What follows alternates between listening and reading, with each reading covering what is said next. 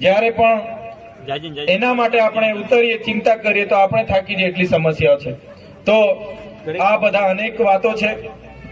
સાથે તમે તો બધા જાણો છો, નિરંજનભાઈએ કીધું એમ આજે તો ગુજરાત જાણે આખી નકલીની બોલબાલા ચાલે છે ને. ઓફિસો નકલી, જજ નકલી, પોલીસ નકલી, સીએમ અધિકારી નકલી, પીએમ અધિકારી નકલી, એસપી નકલી, ઈડી નકલી, કેટલા લોકો નકલી પકડાય છે. ત્યારે એટલી બધી ભ્રષ્ટાચારની હદ છે કે આપણા વિસ્તારના છોકરાઓ પણ ભણી ગણે છે, બધું થાય છે, પણ લાગવગથી પૈસામાં આપણે પહોંચી નથી વળતા. ત્યારે અનેક ભરતીઓમાં પણ તલાટીથી લઈને, પટાવાળાથી લઈને, બીડગાર્ડથી લઈને બધા બહારના છોકરાઓ લાગવગ આપીને, પૈસા આપીને ઘણા પણ આવે છે.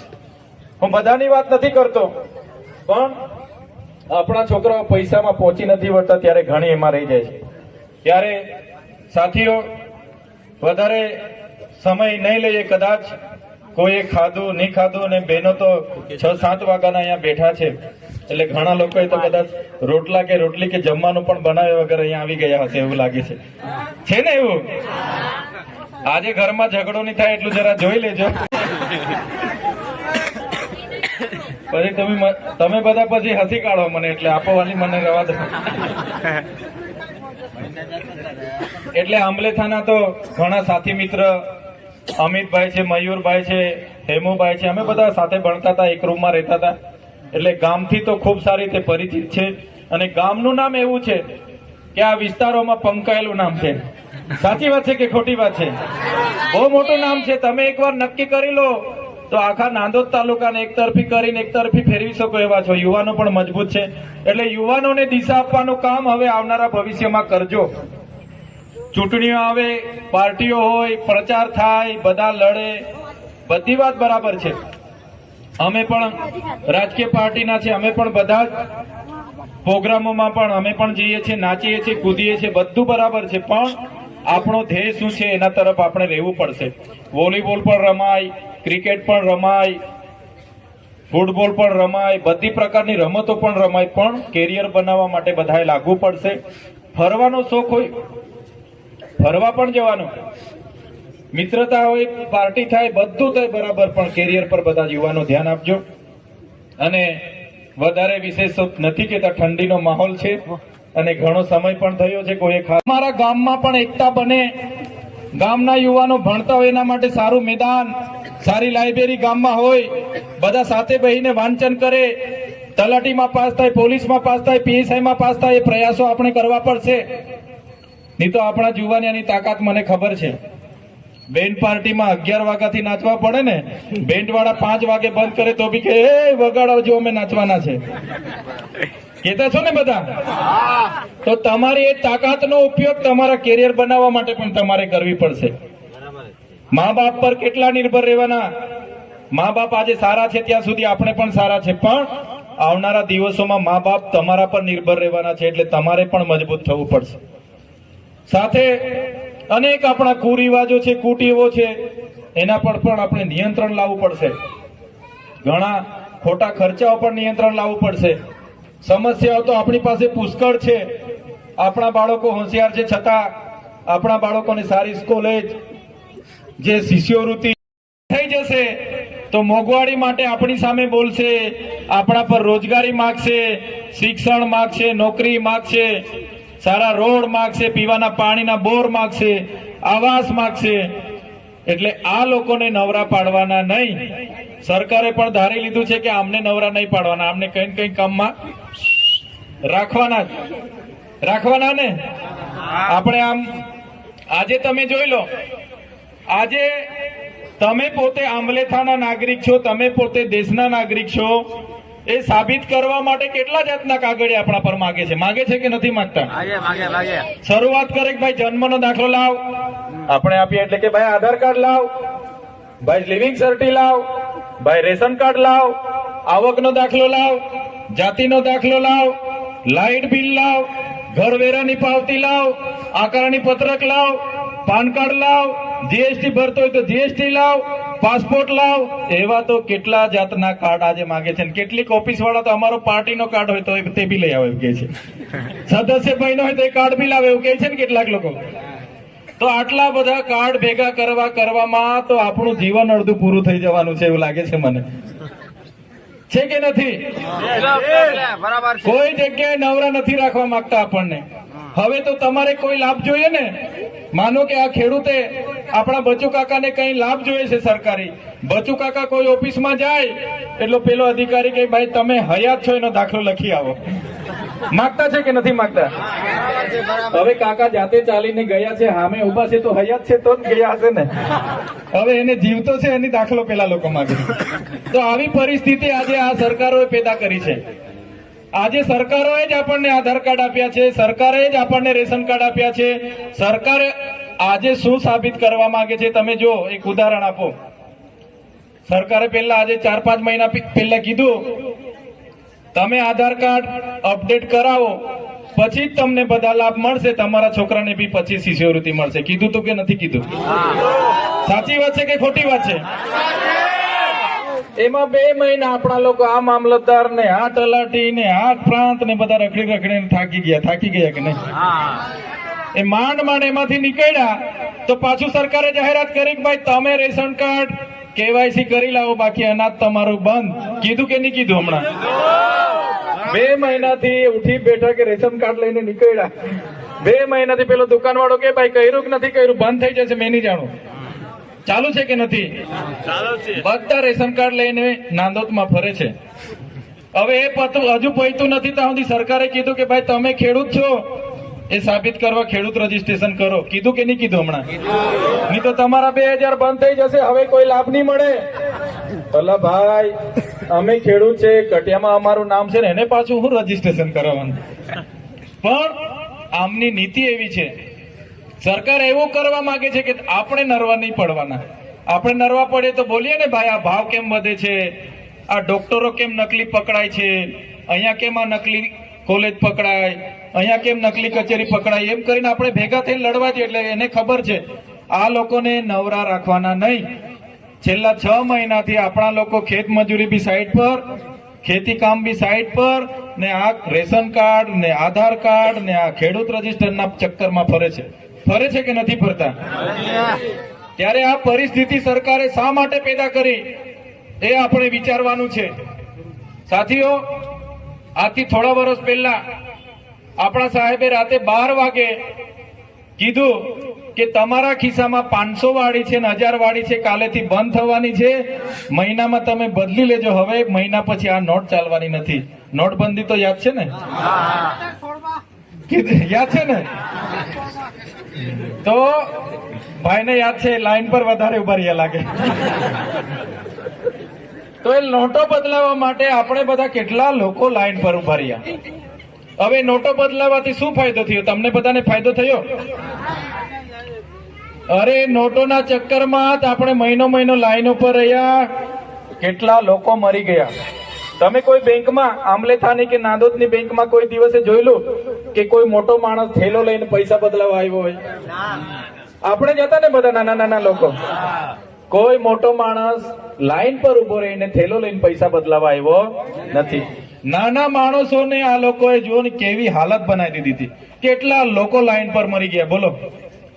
એ પૈતું હતું એટલે આ સરકારે જોયું કે આ લોકો ફરી આંદોલનમાં ઉતરશે એટલે પાછો કોરોના નામનું ચાલુ કર્યું હતું. યાદ છે કે ભૂલી ગયા? કોરોના યાદ છે ને બધાને? દાદા યાદ છે કે બોલતા નથી? પેલા બહેનો કોરોના યાદ છે ને? આપણે થાળીઓ વગાડતા હતા ફળિયામાં, તો યાદ છે ને? આપણા સાહેબે કીધું દીવા સળગાવો, કોરોના જતો રહેશે. આપણે અઠવાડિયું ચાલે એટલું તેલ તો દીવામાં વાપરી નાખ્યું હતું, પણ કોરોના ગયેલો નહીં ગયો. નહીં તો અમારી બહેનો તો શું છે, રસોઈ બનાવવા મોકલે ને, રસોઈ બનાવવા બેહે, તેલનું ડોલચું કદાચ વધારે ઉતરી જાય તો પાછા ચમચાથી કાઢી લે છે. અમારા બેના કાઢતા છે કે નહીં કાઢતા? પણ સાહેબે કીધું કોરોના જશે, દીવા સળગાવો, તો આપણે બધાએ સળગાવી દીધા. ભાઈ પેલા કહે કે મેં 50, આ બાજુની બેન બોલે કે મેં 100 સળગાવ્યા, મારે ત્યાંથી પહેલો નીકળી જાય. સાહેબે રાતે લોકડાઉન કર્યું, રાતે જાહેરાત કર્યો. હવે લોકડાઉન કોનું નામ એ બી આપને બી નથી ખબર શું લોકડાઉન છે. આ તો સવારે નીકળ્યા ગામથી, ઘરથી નીકળ્યા એટલે પોલીસ દંડા લઈને ઉભી હોય, આખી પોલીસના હવાલે ઉપરથી આદેશ કે કોઈ પણ ઘરેથી નીકળે એટલે દંડાવાળી કરો. હતું કે નહીં હતું? ટીવીમાં કોરોના કોરોના કોરોના કોરોના, એક ધારો કોરોના. ટીવી ખોલો, વીટીવી ખોલો, જીટીવી ખોલો, જે બી ખોલો, 2 વર્ષ એક ધારો કોરોના ટીવીમાં ચાલતો તો કે નહીં ચાલતો તો? બોલો. મોબાઈલ તમે કાઢો, ફોન કરો એટલે કોરોના. અમિતાભ બચ્ચન બોલે કે ભાઈ કોરોના છે, બહાર નહીં નીકળતો. હતું કે નહીં હતું? હાથ ધોજે, દૂર સોશિયલ ડિસ્ટન્સ રાખજે. અમિતાભ બચ્ચન ને બી હોપી આપ્યું. એક ધારું કોરોના કોરોના કોરોના કોરોના. ટીવીના માધ્યમોથી એટલો ડર ઉભો કર્યો, એટલો ડર ઉભો કર્યો સરકારે કે આપણા જેવા કોઈ મજૂરીથી આવ્યા, ખેતરથી આવ્યા, ચાલો ને રોટલી બને છે ત્યાં સુધી સમાચાર ચાલુ કરું. જેવી ટીવી ચાલુ કરે એટલે આજે બરોડામાં 1500 મરી ગયા, અમદાવાદમાં 2000 મરી ગયા, સુરતમાં 3000 મરી ગયા, ભરૂચમાં 500 મરી ગયા, નાંદોદમાં 200 મરી ગયા. એટલે પેલો ટીવી બંધ કરીને 5 રોટલી ખાતો હોય તો 2 ખાઈને ધાબળો ઓળીને ઊંઘી જાય. હતું કે નહીં હતું? આટલો ડર પેદા કર્યો તો આ સરકારોએ. વ્યવસ્થા તો જીરો. લાશોની લાઈનો, સળગાવવા માટેની લાઈનો, લાશો ગંગામાં તરે, નર્મદામાં તરે, ઓક્સિજન ના મળે, બેડ ના મળે. આ સરકારની વ્યવસ્થાને રાતે લોકડાઉન કર્યું. રાતે 12 વાગે આપણે તો હુતા હતા, સવારે ઉઠીને જોયું એટલે લોકડાઉન. પોલીસ ફરે. આપણે 12મા નહીં કરવાના, ભજન નહીં કરવાના, નોરતા નહીં કરવાના. મયતમાં બી આપણે 20 માણસથી વધારે ભેગા નહોતા થવા દેતા. પોલીસ આવતી હતી, યાદ છે ને? યાદ છે ને? પણ એ લોકોની રેલી હોય ને ચૂંટણી હોય તે દિવસે કોરોનાને રજા.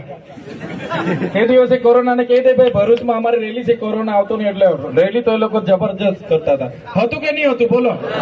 સાચી વાત છે ને? વિચાર કરો કેવી પરિસ્થિતિ આ લોકોએ પેદા કરી હતી. પોલીસને આદેશ કર્યો કે આટલો દંડ આ તાલુકામાંથી દર તાલુકાનો આટલો દંડ અમને મળવો જોઈએ, આટલા મેમો ફાટવા જોઈએ. એટલે આપણો કોઈ મહેમાન આવ્યો હોય, કોઈ વડીલ શાકભાજી લેવા નાંદોદ જાય એટલે ફટાક દઈને પોલીસ ઉભો રાખે, ઉભો રહે. એમને બિચારાને આદેશ ઉપરથી ગૃહમંત્રી, એમનું શાસન, આટલી દંડ બેસે. એટલે પેલો છે ને, તમે માસ્ક પહેરીને જાવ તો પેલું લાયસન્સ માંગે, પીયુસી માંગે, આ માંગે, તે માંગે. એટલે દંડ તો લઈ જ લેવાનો. બિચારાને બી આદેશ હોય, આજે આ ચોકડી ઉભો હોય, કાલે પેલી ચોકડી ઉભો હોય. કહેવાનો મતલબ આ પ્રકારના કોરોનામાં આપણું રોજગારની, ઘરમાંથી બહાર નહીં નીકળવાનું ને આટલા મોટા દંડ આ લોકો ઉઘરાવ્યા. પણ સાથીઓ, અમે તો ભણેલા ગણેલા લોકો છે, સરકાર સામે લડીએ છીએ, અમે ક્યાંય ડરતા નથી. કોરોનામાં પણ અમે લડ્યા હતા, એમના જાહેરનામા સામે પણ લડ્યા હતા. ત્યારે તમે ખાલી તમારું મગજ થોડું દોડાવજો. એકદમ એ લોકો કે આ કુવામાં કૂદી જાવ તો આપણે કૂદી નહીં જવાનું, એની પાછળ વિચારવાનું. વિચારવું પડે કે નહીં પડે? વિચારવું પડે. 2 વર્ષ કોરોના ચાલ્યો, લાખો લોકો મરી ગયા, લાશો પણ સળગાવવાની જગ્યા નહોતી. પણ તમે ક્યારેક બી ભરૂચ ગયા હશે, અમદાવાદ ગયા હશે, રાજપીપળા ગયા, ભાદરવાના મેળામાં ગયા હશે, સુકલતીતના મેળામાં ગયા હશે કે ભાગવેલના મેળામાં ગયા હશે, એકાદ જણને કોરોનાથી બહાર ફફડીને મરતા જોયો છે કોઈ આજ દિન સુધી? 2 વર્ષ કોરોના ચાલ્યો તો આપણને તો હાથ દોડાવી દોડીને ગાંડા કરી નાખ્યા હતા કે નહીં? એક પણ ભિખારી કોરોનાથી મર્યો તો એવો કોઈ રેકોર્ડ છે તમારી પાસે? એકાદ ગાંડો ભિખારી કોરોનાથી હુવતા પણ મર્યો નથી, રેકોર્ડ નથી આપણી પાસે. સાથીઓ, જેટલા પણ કોરોનામાં લાખો લોકો મર્યા હતા, એક પણ વ્યક્તિ બહાર મર્યો નથી. લાખો લોકો જેટલા પણ મર્યા એ દવાખાને મર્યા હતા. સાચી વાત છે કે ખોટી વાત છે? નહીં તો બાકી આ મોબાઈલ છે. 2 વર્ષ કોરોના ચાલે, આપણે 2 વર્ષ ઘરમાંથી ના નીકળીએ, બરાબર? આજે દિલ્હીથી કઈ થાય, ટ્રેન પલટી જાય, કોઈ જગ્યાએ બસ પલટી જાય, અમદાવાદમાં આગ લાગે કે બોમ્બેમાં ધમાલ થાય, આ મોબાઈલમાં બીજા દિવસે આવે છે કે નથી આવતું? આવે છે ને? બીજા દેશમાં પણ કઈ થાય તો આવી જાય છે. કોરોના 2 વર્ષ આપણા દેશમાં ચાલ્યો, લાખો લોકો દવાખાનામાં મરી ગયા. આપણે લોકોએ 12મું નહીં કરવાનું, ભજન નહીં કરવાનું, મજૂરી નહીં જવાનું, નોકરીએ નહીં જવાનું. પણ આ મોબાઈલમાં એક પણ વિડીયો દિલ્હી, બોમ્બે કે પુનાથી આવ્યો નથી. એકાદ વિડીયો તો આવો જોઈએ કે નહીં આવો જોઈએ? આવો જોઈએ. દેખો ભાઈ, છેટેથી ઉતારીને તો આવો જોઈએ કે દેખો ભાઈ, ये बंदे को कोरोना हुआ है, ये बंदा अभी तड़प तड़प के मरने वाला. એકાદ વિડીયો તમારા મોબાઈલમાં આવ્યો છે? અમારા મોબાઈલમાં બી નથી આવ્યો. એટલે સમજો આ સરકાર શું કરી રહી છે. આજે આદિવાસી સમાજ એ મૂળ આદિવાસી, આદિ અનાદિકાળથી વસનારો સમાજ છે, છતાં પોતાના જાતિના દાખલા સાબિત કરવા આજે મહિના ધક્કા ખાવા પડે છે. ત્યારે એની સામેની એકતા બનાવવી પડશે.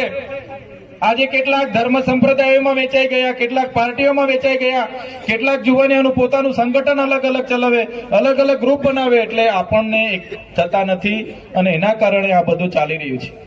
ત્યારે જ્યારે પણ આપણી એકતાની વાત હોય તો બધાએ ભેગા થવું પડશે. સાથીઓ, આજે તમારે ત્યાં આવ્યા છે એટલે બીજી પણ વાતો મૂકીશું. આજે આપણા યુવાધનને પણ આપણે કહેવું પડશે કે યુવાનો માત્ર ને માત્ર કહે છે, બધાની પરિસ્થિતિ કઈ સરખી રહેતી નથી. હાથેના બે મિત્રો R1 લઈ આવે, KTM લઈ આવે તો બીજા પણ પોતાના મા બાપને મજબૂર કરતા કે ભાઈ અમને બી R1 લઈ આપો, અમને બી iPhone લઈ આપો, અમારું બી બર્થડે ની પાર્ટી રાખો, મારા લગ્નમાં બી રોકીસ્ટાર જ આવી જોઈએ. એવું કરતા છે કે નથી કરતા? આજ બેન્ડ હશે તો જ હું લગ્ન કરીશ. 1.5-2 લાખની બેન્ટો મંગાવવાની, iPhone માં લઈ માંગવાનો માતા પિતા પર, KTM લઈ માંગવાનું, રેસિંગ કરવાનું, પાર્ટીઓ કરવાની. પણ મિત્રો, મારી સૌને વિનંતી છે, સમય તમારો ભણવાનો હશે તો ભણો. જે પણ નાના નાના ભૂલકા છે એમને સારું શિક્ષણ મળે, આપણે બધાએ ધ્યાન રાખવું પડશે.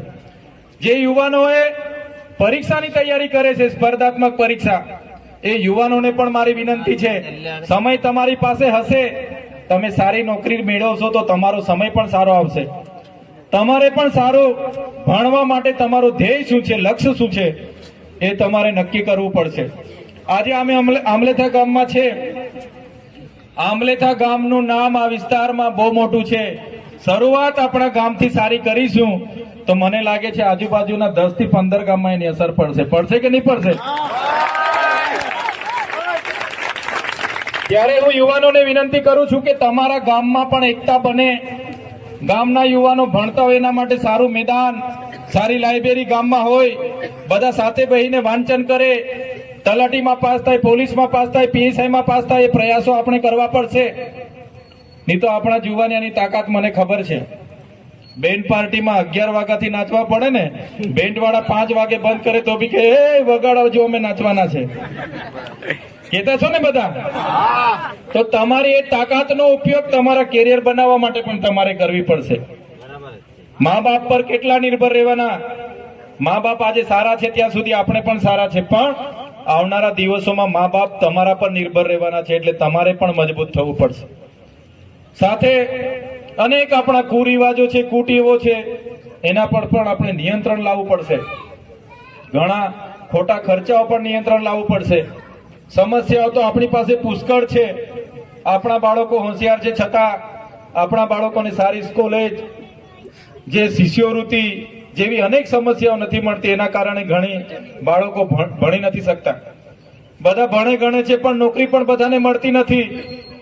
ત્યારે આપણે બધા તો એવું માનીએ કે ના, મારો છોકરો ડોક્ટર જ બને, મારો છોકરો શિક્ષક જ બને, એટલે એને ઇંગ્લિશ મીડિયમમાં લઈ જઈએ, કોઈ બીજી જગ્યાએ લાખ રૂપિયા ભરીએ, ત્યાં મૂકીએ, ભણાવીએ, એન્જિનિયર બનાવીએ. ગામમાં પણ બધાને કીધું હોય કે મારો છોકરો એન્જિનિયરિંગ કરે છે, સગાવાલામાં પણ કીધું હોય કે મારો છોકરો એન્જિનિયર કરે છે, પણ બધાને નોકરી નથી મળતી. સરકારી નોકરી એટલી બધી નથી. ત્યારે તે છોકરો ભણી ગણીને ઘરે આવે, નોકરી ના લાગે એટલે પેલા મહેમાન આવે એટલે માસી લોકો પૂછે, ફોઈ લોકો પૂછે કે આપણો છોકરો એન્જિનિયર કરતો તો કેમ લાગતો નથી? હજુ થાય છે કે નથી થતું? એટલે પેલો ટોર્ચર થાય, પછી વ્યસનોમાં જાય. એટલે મારા સાથી મિત્રોને પણ કેમ છું, સારી નોકરીના પ્રયાસો કરો. સાથે સાથે કદાચ નોકરીમાં નથી મેળ પડતો તો ધંધા રોજગારમાં પણ કઈ રીતના આપણા પરિવારને જીવડાવી શકીએ, આગળ લાવી શકીએ, એ તરફ પણ તમારે ધ્યાન આપવું પડશે. નહીં તો સમસ્યાઓ તો પુષ્કળ છે, અનેક સમસ્યાઓ છે. જ્યારે પણ એના માટે આપણે ઉતરીએ, ચિંતા કરીએ તો આપણે થાકી જઈએ, એટલી સમસ્યાઓ છે. તો આ બધા અનેક વાતો છે. સાથે તમે તો બધા જાણો છો, નિરંજનભાઈએ કીધું એમ આજે તો ગુજરાત જાણે આખી નકલીની બોલબાલા ચાલે છે ને.